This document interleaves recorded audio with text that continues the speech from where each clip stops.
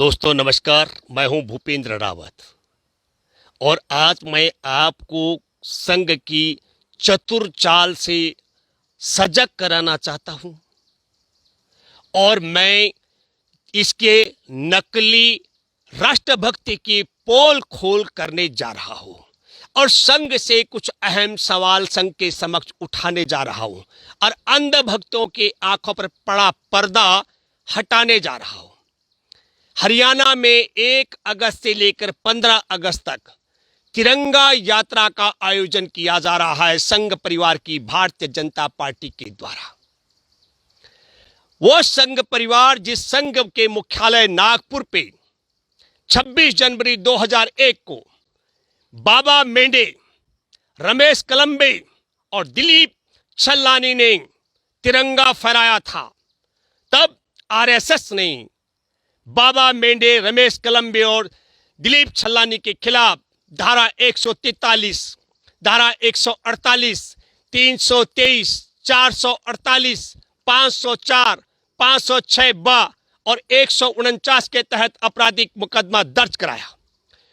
तिरंगा फहराने के अपराध में उन्हें जेल जाना पड़ा। 2013 में आर लोहिया प्रथम श्रेणी के न्यायाधीश ने उन्हें सबूतों के अभाव पर बरी किया।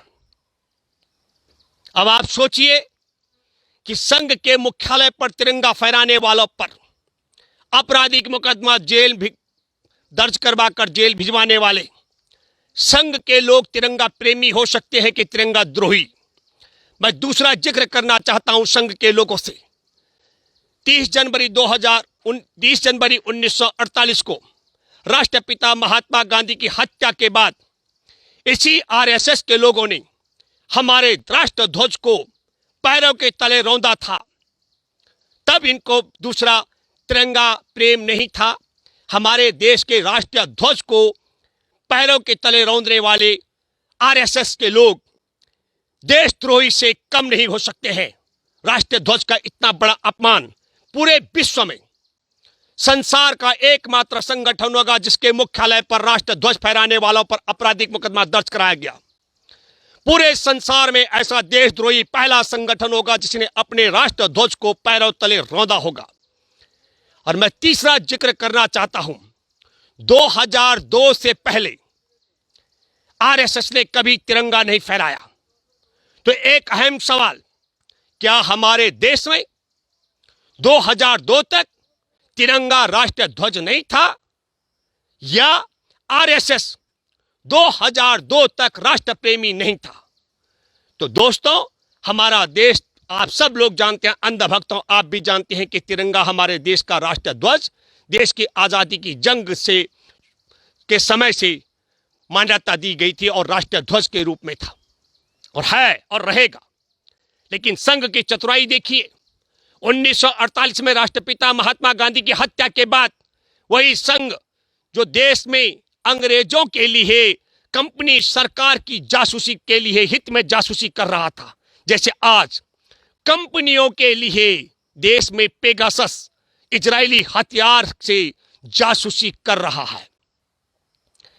मामला इतना नहीं है, मैं आपको बताना चाहता हूं कि हम अगर इसकी तह तक जाएं, हम और आप सब लोग, तो हमें एक बात याद करनी पड़ेगी। मैं खास करके किसानों से अपील करता हूं, हरियाणा के किसानों से बड़ी चतुराई के साथ में तिरंगा को अपने पैरों के तले रौंदने वाले, इनके आरएसएस के मुख्यालय पर तिरंगा फहराने वालों को जेल भिजवाने वाले, और जब तिरंगा तय हो रहा था तब उसके खिलाफ विरोध जताने वाले और देश की आजादी की जंग में कंपनी सरकार के हित में जासूसी करने वाले आरएसएस के लोग बड़ी चतुराई के साथ में तिरंगा लेकर के हमारे किसानों के साथ टकराने का मंसूबा लेके चल रहे हैं। इनकी चतुराई देखिए आप। आज 33 रुपए लीटर का पेट्रोल 110 रुपए लीटर बिक रहा है, डीजल 100 रुपए बिक रहा है, गैस का सिलेंडर 3 गुना महंगी दाम पर बिक रहा है। तो इनका मध्य प्रदेश का चिकित्सा शिक्षा मंत्री विश्वास सारंग कहता है इसके लिए 1947 में 15 अगस्त को पंडित जवाहरलाल नेहरू देश की आजादी की जंग में जेल रहने वाले, जिनका पूरा कुनबा जेल में रहा, उनके भाषण से आज मोदी सरकार 3 गुना महंगी कीमत पर पेट्रोल और डीजल बिकवा रही है। अब आप कल्पना कीजिए, 1947 में भाषण देते हैं देश के प्रधानमंत्री, राष्ट्र के प्रधानमंत्री, पहले आजादी के नायक पंडित जवाहरलाल नेहरू, और 2021 में संघ परिवार देश की आजादी के जंग में गोरों के जासूसी के हित में जासूसी करने वाले, देश के साथ गद्दारी करने वाले, तिरंगा को रौंदने वाले, तिरंगा का अपमान करने वालों की सरकार बनती है। हर वो कहते हैं ये महंगा इसलिए है क्योंकि उस समय नेहरू जी ने भाषण दिया था। तो आप समझ लीजिएगा, तिरंगा का सम्मान नहीं करते हैं। 1947 में भाषण दिया, 72 वर्ष पहले, तो नेहरू जी के भाषण की इतनी छाप इन पर पड़ी है कि 3 गुना महंगा पेट्रोल डीजल और वो बेच रहे हैं। ऐसा नहीं है इस कोरोना काल में ये ऐसे लूटपाट मचा रहे हो। मैं एक और जिक्र करना चाहता हूं, ये राष्ट्र के तिरंगा का सम्मान नहीं करते हैं, ये देश के संविधान का सम्मान नहीं करते हैं। और मैं आपको बताना चाहता हूं जो हालात हमारे देश के अंदर है मेरे दोस्तों, इनका एक गुरु था गोलवलकर, उन्होंने साफ साफ कहा आरएसएस को, संघ परिवार को, कि यदि भारत पर लंबे समय तक शासन करना है तो भारत के 95% आबादी को दरिद्र, गरीब और भिखारी बनाना पड़ेगा। और ठीक उसी की रणनीति है। न केवल तिरंगे का अपमान करते हैं, न केवल देश के संविधान के अनदेखी करते हैं, न केवल देश की आजादी के नायक रहे पंडित जवाहरलाल नेहरू का अपमान करते हैं, बल्कि मैं आपको बताना चाहता हूं 2016 में नोटबंदी के समय कतार पे लगने वाला न टाटा था, न बिरला था, न अदानी था, न अंबानी था, हमारे देश के मजदूर, किसान, आदिवासी। और वो अपने 1000, 2000, 5000, 10,000 को लेकर के उनको बचाने के लिए कतार में लगे, जिनमें 200 से ज्यादा की जान चली गई थी। ये हमारे देश के मेहनतकश तबके की कमाई को भी कमाई नहीं मानते, उसे काला धन मानते हैं। ईमानदारी से अंधभक्तों, आप अपने हृदय पर हाथ रख के सोचिए और कल्पना कीजिए, क्या सच में हमारे देश के किसान, आदिवासी, मछुआरे, भूमिहीन, दलित, भिखारी के पास काला धन था, या काला धन उनके पास है जिनके पास देश की आधी आबादी के बराबर 9 घराना में संपत्ति पहुंचा चुका है मोदी घराना, संघ परिवार। ये देश के किसान मजदूरों की मेहनत की कमाई को भी मेहनत की कमाई नहीं मानते, उसे भी काला धन मानते हैं। मैं फिर कहना चाहता हूं, आपको याद दिलाना चाहता हूं, हमारे देश के जवानों ने गलवान घाटी में जिस भूभाग के लिए जान दे दी, कुर्बानी दे दी, 20 जवानों की लाशें जहां जिस जमीन से उठ करके आए, उस जमीन को, उस भूभाग को ये अपना नहीं मानते हैं। ये हमारे देश का संवैधानिक नक्शे का अपमान करने वाली सरकार है। हमारे देश के मेहनतकश तबके की खून पसीने की कमाई को काला धन बताने वाली सरकार है। हमारे देश के किसानों के लिए 3 काले कानून, एक हमारे देश की जो एमएसपी के तहत खरीद के लिए वैधानिक, और मैं कहता हूं कि सबसे बड़े केंद्र है, मंडी व्यवस्था को खत्म करना चाहती है और मंडियों की जमीन को अपने चहेतों को बेचने का षड्यंत्र करना चाहती है, ताकि हमारे देश के किसानों के पास न्यूनतम समर्थन मूल्य की गारंटी के खरीद के केंद्र ही समाप्त कर दिए जाएं। और दूसरा महत्वपूर्ण सवाल, हमारे देश में खेती किसानी के काम में जुटे तबके को अनुबंध के आधार पर ठेकेदारी की व्यवस्था के तहत कंपनियों का बंधुआ मजदूर बनाने का षड्यंत्र है। और तीसरा, किसानों की खरीद के उपज को सस्ते दाम पर खरीद करके अथाह भंडारण करके और देश के उपभोक्ताओं को लूटने का षड्यंत्र करने जा रही है। और 3 काले कानूनों को वापसी कराने के लिए और न्यूनतम समर्थन मूल्य की गारंटी की मांग को लेकर दिल्ली के चारों तरफ सीमाओं पर डटे और संसद की चौखट पर मानसून सत्र में किसान संसद का आयोजन करने वालों को किसान नहीं मानती है, तिरंगा को नहीं मानती है, किसान को किसान नहीं मानती है, हमारे देश के संविधान को नहीं मानती है। सीमा पर जवान जिसके लिए, जिस जगह भूभाग के लिए कुर्बानी दे, बलिदान दे, उसे जमीन को अपना नहीं मानती है। कोरोना महामारी में 50 लाख लोगों की जान चली गई, ये 50 लाख लोगों की मौत नहीं मानती है। और आपको बताना चाहता हूं, ऑक्सीजन के बगैर जान गंवाने वालों की मौत को यह मौत नहीं मानती है। संसद के अंदर कहती है कि एक भी आदमी के ऑक्सीजन की कमी से मौत नहीं हुई। आपने और हमने सब देखा, इस पर मैं पहले भी बोल चुका हूं, किस तरीके से लाखों लोग परिजन अपने अपने मरीजों के लिए खाली गैस सिलेंडर को लेते इधर से उधर भटक रहे थे। हमारे देश में कानून है आपदा प्रबंधन अधिनियम की धारा 12 के तहत महामारी में जान गंवाने वाले के परिजनों को 4-4 लाख रुपए देना। यह हमारे देश में संवैधानिक तरीके से बने आपदा प्रबंधन अधिनियम 2005 की धारा 12 का सम्मान नहीं करती। हमारे देश में बने कानून का भी ये सम्मान नहीं करते। हमारे देश के अंदर आजादी के 66 वर्ष के बाद बने भूमि अधिग्रहण के लिए, जो पुनर्वास के लिए, उचित मुआवजे के लिए, पारदर्शी तरीके से भूमि अधिग्रहण के लिए जो कानून बना 2013 में, उसकी धारा 24(2) के तहत बड़ा साफ प्रावधान है कि यदि किसान की जमीन का मुआवजा नहीं दिया गया तो 5 साल के अंदर अधिग्रहण रद्द हो जाएगा, और यदि किसान की जमीन का मुआवजा दे दिया गया है लेकिन भौतिक तौर पर कब्जा नहीं लिया गया 5 साल के अंदर, तो जमीन का अधिग्रहण रद्द हो जाएगा। आजादी के 66 वर्ष बाद, देश की आजादी के बाद बने 66 वर्ष बाद बने भूमि अधिग्रहण के कानून को यह सरकार कानून नहीं मानती है। जब पहली बार मई 2014 में नरेंद्र मोदी की सरकार बनी थी, मोदी ने 26 मई को शपथ ग्रहण किया था। 28 मई को तब पहले ग्रामीण विकास मंत्री गोपीनाथ मुंडे को पत्रकार ने पूछा कि 2013 में बने भूमि अधिग्रहण कानून का आपकी सरकार क्या करेगी।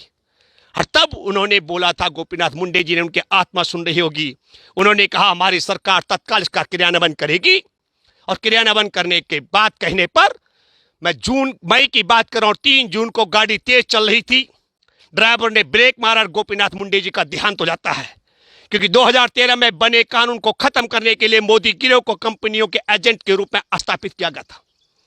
तो आजादी के 66 वर्ष बाद बने कानून को, भूमि अधिग्रहण के लिए, पुनर्वास के लिए, उचित मुआवजे के लिए बने कानून को यह सरकार कानून नहीं मानती है। तो अब आपको सोचना चाहिए, जो संविधान का सम्मान नहीं करते, तिरंगे का सम्मान नहीं करते, किसान को किसान नहीं मानते, सीमा पर जवान शहादत दे उस भूभाग को अपना नहीं मानते, आजादी के 66 वर्ष बाद बने कानून को कानून नहीं मानते, 2005 में बने आपदा प्रबंधन कानून की धारा 12 का सम्मान नहीं करते हैं और ये जासूसी कराते हैं। पहले आजादी की जंग में संघ परिवार गौरव के हित में जासूसी करता था, अब इन्होंने जासूसी कराई है इजरायली हथियार से, पेगासस NSO कंपनी का, और जासूसी कराई 3000 भारतीयों की। एक एक भारतीय की जासूसी के लिए 55 हजार डॉलर का खर्चा आता है। इस मोदी सरकार से पूछिए, जो 3 गुना महंगी कीमत पर पेट्रोल बिकवा रही है, डीजल बिकवा रही है, गैस सिलेंडर बिकवा रही है, सरसों का तेल बिकवा रही है, देश की जनता को लुटवा रही है। और यह सरकार, हमारे देश के अंदर 23 करोड़ लोगों की आमदनी आधी से कम रह गई, ये कम नहीं मानती है।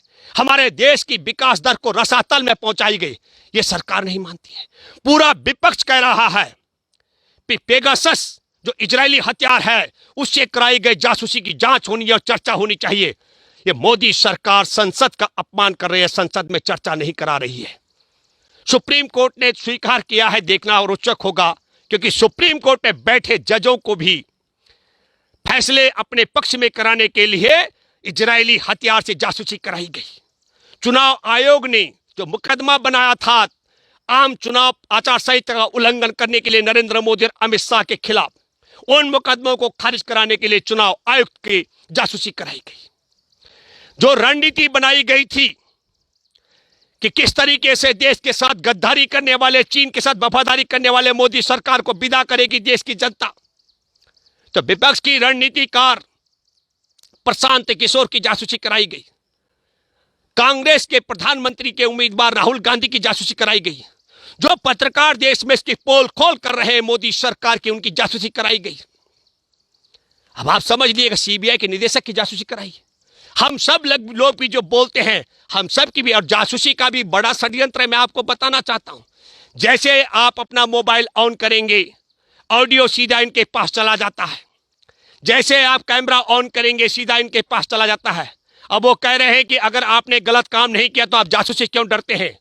अरे जासूसी करके जो देश के सामाजिक कार्यकर्ता, पत्रकार, बुद्धिजीवी, विपक्ष के राजनेता, देश के साथ गद्दारी और चीन के साथ वफादारी करने वाले देश के गद्दारों को जो तिरंगा को पैरों के नीचे रौंदने वाले संघ परिवार की सरकार को, जो हमारे देश में कोरोना महामारी से देश के 50 लाख लोगों की हत्या करवा दे और उनके आंकड़े भी पूरे न इकट्ठे करे। कोरोना महामारी में ऑक्सीजन के बगैर लोगों की हत्या करवा दे, जिसमें इलाहाबाद हाई कोर्ट ने तो कहा कि नरसंहार है, दिल्ली हाई कोर्ट ने भी कहा था कि हम हाथ पे हाथ धरे नहीं बैठ सकते हैं, सुप्रीम कोर्ट ने तो इसके लिए टास्क फोर्स का गठन किया था। और तब ऑक्सीजन से एक भी मौत ऑक्सीजन से हुई लाखों की मौतों को छिपाया जाए। आपदा प्रबंधन की धारा 12 का अपमान करके एक एक कोरोना में जान गंवाने वाले के परिजनों को 4-4 लाख रुपए के लाभ से वंचित रखा जाए। ऐसी सरकार को उखाड़ फेंकने के लिए देश की रणनीति होती है। उस रणनीति में हर चाल के काट निकालने का तरीका, और मैं फिर याद दिलाना चाहता हूं, यही नहीं, खुफिया एजेंसी की रिपोर्ट भी यह सरकार नहीं मानती है। और मैं जो लोग ये कहते हैं ये बहुत बड़ा शेर है, ये अखबार से, टेलीविजन से, विपक्ष से, किसानों से, चीन और पाकिस्तान से भयभीत होने वाला कायर शेर है। मैं आपको बताना चाहता हूं, आपके माध्यम से एक बात कहना चाहता हूं। आजादी के 72 वर्ष बाद पहली बार हुआ जो कश्मीर पाकिस्तान का कब्जाया हुआ है, वहां पर पाकिस्तान ने राज्य का दर्जा दे दिया और चुनाव करा दिए, और उस भूभाग को चीन के साथ मिलकर के आर्थिक गलियारा बनाया जा रहा है। डोकलाम में चीन कब्जा करके बैठ चुका है, पूर्वी लद्दाख में कब्जा करके बैठ चुका है। भारत का भूगोल खत्म हो गया, भारत का भूगोल बदल चुका है, भारत का संविधान खतरे में है। और कई लोग कह रहे हैं कि नरेंद्र मोदी की सरकार ने आरक्षण दे करके गरीबों को बहुत बड़ा उपकार किया है। मैं मेरे देश के तमाम नागरिकों से अपील करना चाहता हूं, यूं तो हम ये कहते हैं जिसकी देश में जितनी आबादी है, आबादी के हिसाब से आरक्षण होना चाहिए, लेकिन मैं आपको बताना चाहता हूं कितनी बड़ी चतुराई के साथ में हमारे देश के गरीबों के साथ अन्याय किया गया है। हमारे देश में जनरल कोटा पहले 50 सीटों का था, अब 50 सीटों में मैं आप सब देशवासियों आपसे कहना चाहता हूं, देश में गरीबों की आबादी 99% है। और नरेंद्र मोदी की सरकार एक कानून लेके आई जिसके परिवार की आमदनी 1 रुपए से लेकर 8 लाख रुपए सालाना होगी, वो सब 10% आरक्षण तक सीमित हो जाएंगे। और जिनकी आमदनी 8 लाख से ऊपर होगी वो सब 40% जनरल कोटे का लाभ उठाएंगे। अब मैं आप सब लोगों से कहना चाहता हूं, एक जनरल कोटे आरक्षित कोटे की बालिका दिल्ली हाई कोर्ट से लेकर सुप्रीम कोर्ट का दरवाजा खटखटाई कि मुझे जनरल कोटे में शामिल किया जाए। सुप्रीम कोर्ट ने कहा कि जो आरक्षित कोटे का उसे जनरल कोटे में स्थान नहीं मिलेगा। हमारे देश के अंदर जो संपन्न तबका है उसके लिए नरेंद्र मोदी ने, मैं सीधे शब्दों में कहूं कि जनरल तबके के लिए 50 रोटी की व्यवस्था थी। नरेंद्र मोदी ने उस जनरल तबके में से 99% तबके के हिस्से 10 रोटी कर दी है जिनकी आमदनी 8 लाख से नीचे है, और बाकी की 40 रोटियां भी धनवानों के हिस्से कर दिए हैं जिनकी संख्या आप समझिएगा 1% है, उनको 40 रोटियों की व्यवस्था कर दी है। इस चालाकी को भी आपको समझना पड़ेगा। हमारे देश के सरकारी संस्थानों को कंपनियों के नाम करने वाला, देश के शीश को, मैं फिर कहना चाहता हूं, लद्दाख को चीन के चरणों में समर्पित करने वाला और पाकिस्तान ऑक्युपाई जमीन को सौदेबाजी के तहत चीन और पाकिस्तान के आर्थिक गलियारे को निकलवाने का षड्यंत्र करने वाला, कोरोना महामारी से देश में मरवाने वाला, आपदा प्रबंधन अधिनियम 2005 का धारा 12 का उल्लंघन करने वाला और तिरंगे का अपमान करने वाले संघ परिवार को उखाड़ फेंकने के लिए, और 3 काले कानून जो किसानों के, जिसके लिए किसान डटे हुए, किसानों के समर्थन के लिए मैं आपसे अपील करता हूं, हमारे साथ उठ खड़े हों आप। हमारे किसान डटे हुए, किसान संसद भी चल रही है और दिल्ली के चारों तरफ भी डेरा है। जब तक 3 काले कानून वापस नहीं हो जाते और न्यूनतम समर्थन मूल्य की गारंटी का कानून नहीं बन जाता और देश के साथ गद्दारी और चीन के साथ वफादारी करने वाले ये तिरंगा और संविधान विरोधी, ये पिछड़े दलित आदिवासी विरोधी, ये गरीब विरोधी और ये कंपनियों की मुनीमों की सरकार बेदखल नहीं होती, हम सब लोगों को तब तक एकजुट होना पड़ेगा देश और देश के संविधान और तिरंगे और देशवासियों के सम्मान और किसानों के सम्मान के लिए और जवानों के बलिदान को का सम्मान करने के लिए हम सब लोगों को एकजुट होना पड़ेगा। धन्यवाद। जय जवान जय किसान। नेशनल दस्तक की आपसे गुजारिश है कि अगर इसको बचाना चाहते हैं तो नेशनल दस्तक को सब्सक्राइब करने के लिए रेड कलर के सब्सक्राइब बटन को दबाएं, फिर बेल आइकन की घंटी दबाएं नेशनल दस्तक को बचाने के लिए बहुत जरूरी है कि हर खबर को शेयर करें, लाइक करें, कमेंट जरूर करें।